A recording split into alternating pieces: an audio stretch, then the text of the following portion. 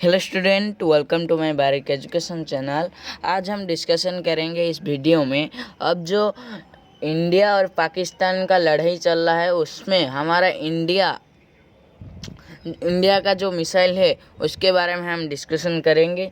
और वो जो पाकिस्तान हमारा ऊपर जो हमला कर रहा है जिस मिसाइल से, हमारा इंडिया का कौन सा मिसाइल उसे रोक रहा है, इस बारे में हम डिस्कशन करेंगे। चलो।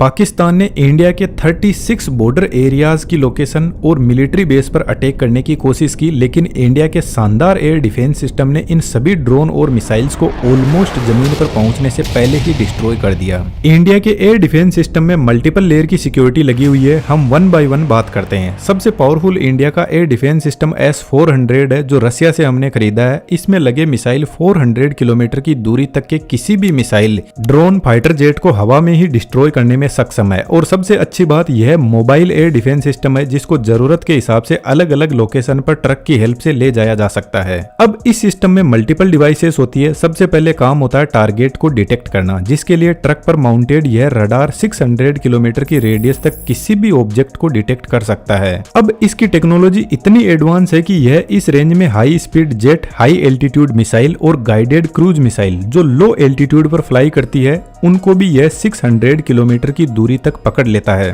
और सबसे अच्छी बात, 300 प्लस टारगेट को यह एक साथ में पकड़ने में सक्षम है। टारगेट मिलने के बाद इंफॉर्मेशन कमांड पोस्ट को सेंड की जाती है। कमांड पोस्ट बेसिकली इस पूरे डिफेंस सिस्टम का ब्रेन होता है। यह देखकर समझता है कि जो टारगेट आ रहा है उसकी साइज कितनी बड़ी है, यदि मल्टीपल टारगेट आ रहे तो सबसे पहले किसको फायर करना है, और सबसे इंपॉर्टेंट टारगेट के हिसाब से कौन से मिसाइल को लॉन्च करना है। जब यह डिसाइड कर लिया जाता है तो अब बारी आती है मिसाइल को लॉन्च करने की। यह काम ट्रक पर माउंटेड यह मिसाइल लॉन्चर करता है। हर लॉन्चर पर 4 ऐसे बड़े ट्यूब लगे रहते हैं जिनके अंदर मिसाइल होती है। तो एक लॉन्चर के पास में 4 मिसाइल होती है, लेकिन पीछे लगे कमांड यूनिट और रडार मल्टीपल ऐसी मिसाइल लॉन्चर को एक साथ में कंट्रोल कर सकते हैं। तो एक जो स्क्वाड्रन होता है उसमें टोटल 8 से 12 लॉन्चर यूनिट होते हैं। तो यदि 8 लॉन्चर यूनिट है तो 32 मिसाइल एक स्क्वाड्रन में होंगे। और इंडिया के पास में टोटल 5 स्क्वाड्रन है जिसमें 160 missile any time stand by mode पर खड़े हैं, जिसका मतलब है इनको सिर्फ कमांड यूनिट के ऑर्डर का इंतजार रहता है। यह जो लॉन्चर यूनिट होता है यह कोल्ड लॉन्च टेक्नोलॉजी यूज करती है, जिसमें ट्यूब के नीचे एक गैस जनरेटर होता है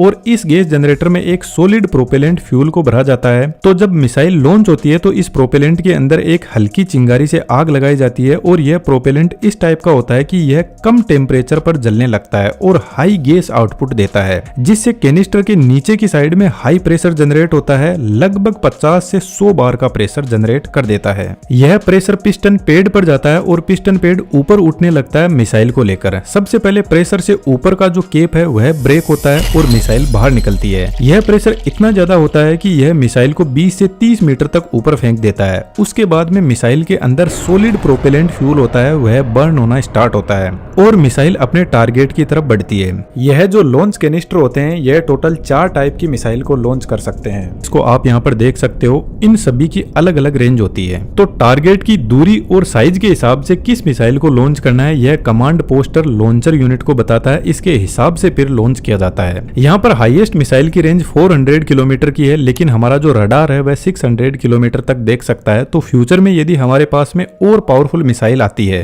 तो उसको यह सिस्टम आराम से संभाल लेगा। लेकिन यहाँ पर जो मिसाइल है उनमें से कुछ मिसाइल ऐसी भी है जिनमें एक्टिव रडार सिस्टम नहीं होता। इनको रेगुलरली गाइड करना पड़ता है कि आपको किधर जाना है और कहां पर एक्सप्लोजन करना है। तो फिर इस मिसाइल को गाइड करने के लिए फायर कंट्रोल रडार स्टेशन होता है। एक जो स्क्वाड्रन होता है उसमें 6 फायर कंट्रोल रडार यूनिट होती है और यह कंटिन्यूअसली मिसाइल को फीड करता रहता है टारगेट की लोकेशन और उसी के हिसाब से फिर मिसाइल आगे बढ़ती है। अब यह जो मिसाइल होते हैं यह लॉन्च होने के बाद में मार्क 5 से मार्क 6 की स्पीड पे चलते हैं। तो इतनी स्पीड पर यह लगभग फाइटर जेट, ड्रोन और मिसाइल्स को पकड़ लेते हैं और इसी स्पीड पर चलते हुए टारगेट से टकराते हैं। और इसमें लगा प्रोक्सीमिटी फ्यूज प्रोपेलेंट को एक्टिवेट करता है और एक जबरदस्त ब्लास्ट करवाता है। लेकिन यहाँ पर कुछ इंपोर्टेंट चीज है, यह जो चारों यूनिट मिलकर एक सिस्टम को कंप्लीट करती है यह चारों अलग अलग जगह पर होते हैं जिनकी लोकेशन जनरली किसी को पता नहीं होती। तो पाकिस्तान के जितने भी मिसाइल्स और ड्रोन आए थे उनको इसी सिस्टम ने हवा में ही डिस्ट्रॉय कर दिया। लेकिन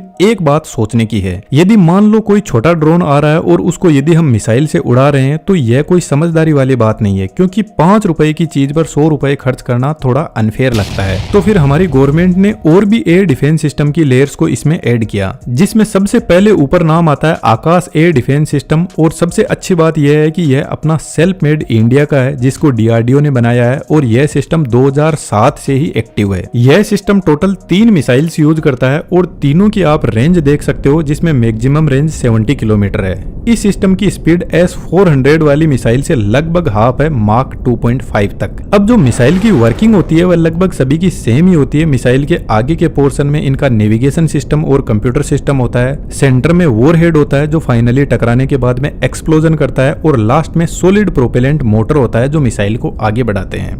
अब ऐसे जो मिसाइल होते हैं जिनमें ऑन बोर्ड सीकर सिस्टम नहीं होता है, यह बेसिकली खुद से टारगेट को ट्रैक नहीं करते हैं। ग्राउंड से रडार इनको इंफॉर्मेशन देता है कि आपको कहां और किधर जाना है। और इस चीज का इन मिसाइल्स को फायदा भी मिलता है कि यदि कोई जेमर सिस्टम लगा हुआ है तो वह इसके सिग्नल को ब्लॉक ही नहीं कर पाएगा, जिससे मिसाइल कंफ्यूज नहीं होगा और अच्छे से टारगेट को उड़ा पाएगा। अब यह जो सिस्टम होता है इसके पास में अपने रडार और कंट्रोल यूनिट होती है जो 25 किलोमीटर के एल्टीट्यूड तक टारगेट को हैंडल करता है। इसके बाद में सिक्योरिटी की नेक्स्ट लेयर, जिसमें medium range surface air missile system भी इंडिया के पास में अवेलेबल है, जो फास्ट मूविंग ड्रोन के हिसाब से ऑप्टिमाइज्ड है और 70 से 100 किलोमीटर के एरिया में अच्छे से काम करता है। इसके अलावा हमारे पास में एयर डिफेंस की एक और लेयर है जो मुझे काफी शानदार लगी, इंटीग्रेटेड काउंटर यूएस ग्रिड। यह कोई अमेरिका का नहीं है बल्कि डीआरडीओ का बनाया हुआ ही सिस्टम है। यह एक सिस्टम नहीं है बल्कि बहुत सारे सेंसर, सर्विलांस, रडार का पूरा नेटवर्क है। इसमें भी मल्टीपल लेयर होती है। इसमें जो रडार होता है वह हाई रेजोल्यूशन रडार होता है जो छोटे छोटे ड्रोन को 10 से 20 किलोमीटर की रेंज में पकड़ने का काम बहुत अच्छे से करता है। रडार के अलावा इलेक्ट्रो ऑप्टिकल और इंफ्रारेड सेंसर इसमें लगे रहते हैं, जिसमें कैमरा भी होता है जो ऑब्जेक्ट की इमेज दिखाता है और इंफ्रारेड सेंसर ऑब्जेक्ट की थर्मल इमेज जनरेट करता है। इसके बाद में इलेक्ट्रॉनिक वॉरफेयर यूनिट, जिसमें रेडियो फ्रीक्वेंसी सेंसर इसके कम्युनिकेशन सिग्नल को कंट्रोल करता है। और यह जो सेंसर होता है यह इस तरीके से काम करता है कि यदि रडार किसी ऑब्जेक्ट या ड्रोन को देख भी नहीं पाया तो भी यह उसके कम्युनिकेशन सिग्नल को 5 से 10 किलोमीटर की रेंज में कंट्रोल करने लग जाएगा।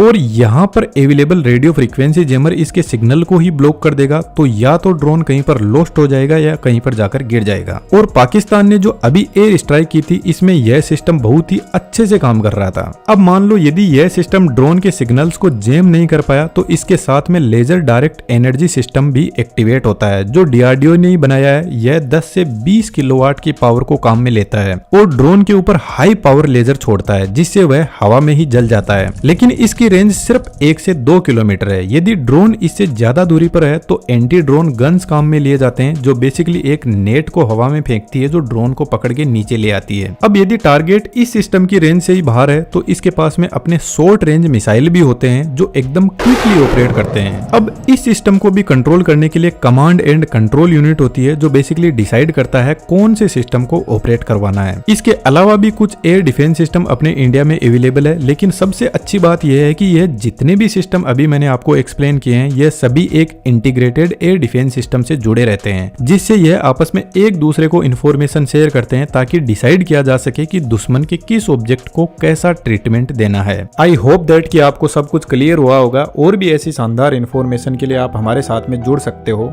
जय हिंद, जय भारत।